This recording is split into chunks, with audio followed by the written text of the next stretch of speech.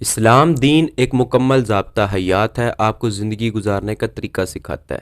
اسلام کے اندر اللہ تعالیٰ کی کچھ حدود ہیں، کچھ باؤنڈریز ہیں جن کو کراس کرنے سے آپ دین اسلام سے خارج ہو سکتے ہیں، اور کچھ ایسے اعمال ہیں جن سے منع کیا گیا ہے جو اللہ کی طرف سے اور اس کے نبی کی طرف سے۔ آج انہی اعمال میں سے ہم کچھ کی بات کریں گے، تو چلتے ہیں سیدھا ویڈیو کی طرف۔ السلام علیکم، تو کیا حال ہے آپ کا دوستو؟ کیا اسلام سچا مذہب ہے؟ آئیے جانتے ہیں۔ تم میں سے بہتر وہ ہے جو قرآن سیکھے اور دوسروں کو سکھائے۔ تو چلے آئیے آج ذرا قرآن ہی سیکھ لیتے ہیں۔ تو آپ سب دیکھ رہے ہیں میرا یوٹیوب چینل۔ اللہ تعالیٰ کے نزدیک کچھ اعمال اچھائیاں ہیں اور کچھ برائیاں۔ جن چیز سے اللہ تعالیٰ نے منع کیا وہ برائی کے زمرے میں آتی ہے، اور وہ شخص جو یہ کام کرتا ہے اس کو ہم گناہ گار کہتے ہیں، اور اس عمل کو جو وہ کرتا ہے اس کو ہم گناہ کہتے ہیں۔ تو آج ہم لوگ احادیث کی روشنی کے اندر ہم لوگ 7 ایسے کبیرہ گناہوں کے اوپر بات کریں گے جس سے آپ صلی اللہ علیہ وسلم نے کرنے سے منع کیا ہے۔ جب بھی آپ صلی اللہ علیہ وسلم کے پاس کوئی یہودی، غیر مسلم یا مسلمان صحابہ بھی جب پوچھا کرتے تھے تو آپ صلی اللہ علیہ وسلم یہ 7 اعمال ان کو گنایا کرتے تھے اور کہتے تھے کہ ان سے بچو، آگے اللہ تعالیٰ ضرور تمہیں جنت اور بہشتوں میں داخل کرے گا۔ وہ 7 اعمال کون سے ہیں انہی پر بات کرتے ہیں۔ ان 7 اعمال میں سے جو پہلا عمل ہے وہ ہے اللہ کے ساتھ کسی کو شریک کرنا۔ جی ہاں، شرک۔ ہمیں پتہ ہے کہ اسلام کی مین جو بات ہے، جو بنیادی عقیدہ ہے، وہ کھڑا ہی توحید کے اوپر ہے، اللہ تعالیٰ کی وحدانیت، اللہ کے ایک ہونے پر ہے۔ جیسے سورہ اخلاص میں بھی اللہ تعالیٰ نے کہا بسم اللہ الرحمن الرحیم قل هو اللہ احد اللہ الصمد لم یلد ولم یولد ولم یکن لہ کفوا احد، کہ اللہ تعالیٰ ایک ہیں، اس کا کوئی ہمسر نہیں، نہ اس کی کوئی اولاد، نہ اس نے کسی کو جنا، نہ وہ کسی سے جنا گیا۔ تو یہاں جو انسی ہے توحید اسٹیبلش کی گئی ہے، اور شرک جو کوئی بھی کرے گا اس نے کبیرہ گناہ کیا۔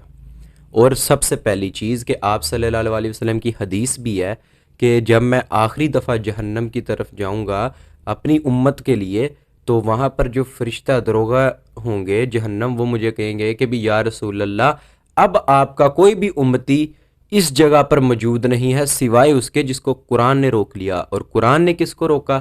سورہ معاہدہ کی آیت نمبر 72 میں حضرت عیسیٰ علیہ السلام نے اپنی قوم سے کہا تھا کہ بسم اللہ الرحمن الرحیم وقال المسیح، اور مسیح نے کہا یا بنی اسرائیل، اے اولاد یعقوب، عبد اللہ ربی و ربکم، عبادت کرو اس رب کی جو میرا بھی رب ہے تمہارا بھی رب ہے۔ انہ من یشرک باللہ، جس کسی نے بھی اللہ کے ساتھ شرک کیا اس دنیا میں، فقد حرم اللہ علیہ الجنہ ومأواہ النار، تو اس کے لیے جنت حرام ہوگی، اس کا ٹھکانہ آگ ہے، وللظالمین من انصار، اور وہاں اس ظالم کا کوئی مددگار نہ ہوگا جس نے شرک کیا ہوا۔ یہاں سے سمجھ آ رہی ہے کوئی مددگار نہیں ہونا، شرک والا ہمیشہ ہمیشہ کے لیے جہنم میں ہوگا۔ اور قرآن میں اللہ تعالیٰ نے کہہ دی ہے میں شرک کرنے والے کو کبھی معاف نہ کروں۔ دوسری جو چیز آپ صلی اللہ علیہ وسلم نے گنوائی وہ ماں باپ کی نافرمانی ہے۔ والدین کی نافرمانی کا تو ہمیں یہ چیز سمجھنی چاہیے کہ اسلام میں ان کا رینک بہت زیادہ ہے۔ ایک صحابی نے جب آ کر آپ صلی اللہ علیہ وسلم سے پوچھا کہ یا رسول اللہ سب سے زیادہ مجھ پر حق کون رکھتا ہے، تو آپ صلی اللہ علیہ وسلم نے کہا تیری ماں۔ کہا پھر یا رسول اللہ، کہا تمہاری ماں۔ پھر پوچھا، کہا تمہاری ماں۔ پھر پوچھا تو کہا تمہارا والد، 4تھی دفعہ۔ تو یہاں سے ہمیں والدین کے حقوق اور ان کے رینک کے بارے میں سمجھ آ رہی ہے۔ آپ کے والدین اگر آپ کسی بری صحبت میں جاتے ہیں تو آپ کے والدین اگر وہاں سے روکتے ہیں کہ اب یہاں نہیں جانا اور آپ جاتے ہیں تو یہ آپ نے ان کی نافرمانی کی ہے اور اللہ تعالی سے بہت ناراض ہوتا ہے۔ اور دوسری چیز کہ آپ یہ بھی ذہن میں رکھیں کہ اللہ تعالیٰ نے قرآن کے اندر بھی کہا ہے کہ جب والدین میں سے کوئی ایک یا دونوں اگر بڑھاپے کی حالت میں تم تک پہنچ گئے ہیں، تمہارے سامنے اب آ گئے ہیں بڑھاپے میں، تو تم یہ ان کو ذہن میں رکھو کہ تم نے ان کو جھڑکنا بھی نہیں ہے اور ان کو ڈانٹنا بھی نہیں ہے، ان کو اف تک نہ کہو۔ اف تک کے لفظ کہا گیا کہ اف بھی نہیں کہنا، بلکہ ان کی خدمت کرنی ہے۔ تیسرا عمل جو اس زمرے میں آپ صلی اللہ علیہ وسلم نے فرمایا وہ تھا قتل نہ حق، کہ کسی بھی جان کو نہ حق قتل کرنا، خواہ وہ مسلم ہو خواہ غیر مسلم ہو۔ سب سے پہلی چیز کہ قتل نہ حق کے اندر جو آیت قرآن کے اندر سب سے امپورٹنٹ ہے وہ یہ ہے کہ جس شخص نے بھی ایک انسان کو نہ حق قتل کیا اس نے پوری انسانیت کا قتل کیا۔ ایک حدیث جو ہمارے ذہن کے اندر ہونی بھی چاہیے کہ اگر آپ ایک مومن شخص پر لعنت بھیجتے ہیں، مومن شخص پر، تو یہ ذہن میں رکھیں کہ آپ صلی اللہ علیہ وسلم نے کہا وہ ایسا ہی ہے کہ آپ نے اس کو قتل کر دیا۔ چوتھی چیز جو اس زمرے میں آپ صلی اللہ علیہ وسلم نے کہا وہ کہا جھوٹ بولنا، جھوٹی گواہی دینا، چوری کرنا۔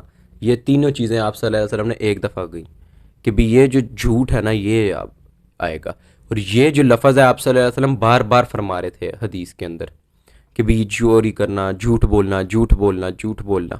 تو صحابہ نے یہ بھی کہا کہ ہمیں فیل ہو رہا تھا کہ بھی یہ کتنا بڑا گناہ ہے کہ جھوٹ بولنے سے مراد یہ ہے کہ آپ جھوٹی گواہی دینا بھی اس کے اندر آ جاتا ہے کہ آپ سے جب گواہی طلب کی جا رہی ہے تو آپ نے یہاں جھوٹی گواہی دے دی حالانکہ آپ کو پتہ تھا کہ سچ کیا ہے۔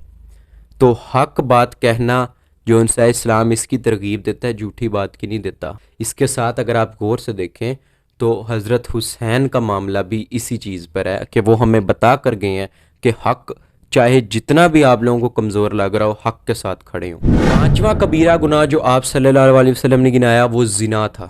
اور یاد رکھیں کہ زنا کے متعلق تو آپ صلی اللہ علیہ وسلم نے گنوایا بھی اس طریقے سے تھا کہ بھی زنا وہ ہے اگر جس زنا کی طرف چل کر جاؤ گے نا تو وہ پیر تمہارے وہ بھی زانی، ہاتھ جس چیز سے پکڑو گے وہ بھی جون سے ہیں وہ بھی زانی، آنکھیں جن سے دیکھ رہے ہو وہ بھی زانی، کان جن سے سنو گے، ٹھیک ہے، زبان جس سے تم کوئی کلام کرو گے ایسا تو وہ بھی زانی۔ تو یہ زنا کے جون سے ہیں پارٹس گنوائے ہیں آپ صلی اللہ علیہ وسلم نے کہ بھی تم لوگ کے جو اعضاء تم لوگ استعمال کر رہے ہو اس عمل میں وہ سارے کے سارے زانی ہو جاتے ہیں۔ اور نماز کا جون سا اس کا حل جون سا بتایا گیا ہے کہ نماز بے حیائی اور برے کاموں سے روکتی ہے۔ تو بے شک زنا سے بچنے کا طریقہ بھی ہمیں بتا دیا کہ تم لوگ جو ان سے نماز قائم کر لو کیونکہ تم لوگ پھر نماز کے ٹائمنگ کے اوپر ہی انوالو رہو گے اور تمہارا دماغ دوسری طرف جائے گا ہی نہیں۔ چھواں عمل جو گنوایا وہ سود تھا۔ سود ایک لعنت ہے۔ سود کے اوپر سورہ بقرہ میں بھی اللہ تعالیٰ نے اس کا حل بھی بتایا اور اس کے متعلق کہا کہ سود کھانے والے کی اللہ اور اس کے رسول سے جنگ ہے۔ جنگ اس کا مطلب اختلاف تو ایک دوسری جگہ جنگ ہے۔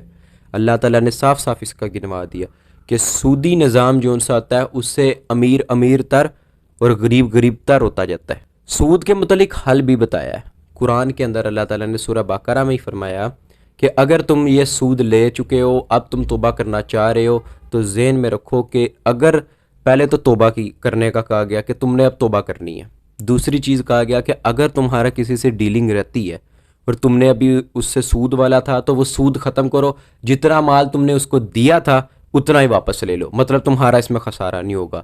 تیسری چیز آئندہ جتنا تم نے وہ سود والا تھا وہ ختم کر دو، جس کو جتنا مال دو گے اتنا ہی واپس لے لو قرضے کے طور پہ، باقی تم نے سود نہیں لینا۔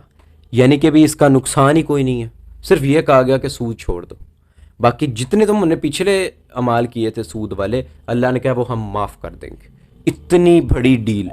ساتواں جو گناہ آپ صلی اللہ علیہ وسلم نے گنوایا وہ جادو ہے۔ جادو کے متعلق کہ جادو کرنے والا اور جادو کروانے والا ان دونوں کو کہا گیا کہ یہ کبیرہ گناہ کر رہے ہیں۔ کاہن کے پاس کام نکلوانے کے لیے کسی بھی غرض سے جانا تو آپ صلی اللہ علیہ وسلم نے کہا اس نے اس چیز سے انکار کر دیا جو محمد صلی اللہ علیہ وسلم پر اتری ہے، یعنی کہ ایمان سے گیا۔ ویڈیو پسند آئی ہے سبسکرائب کر لینا۔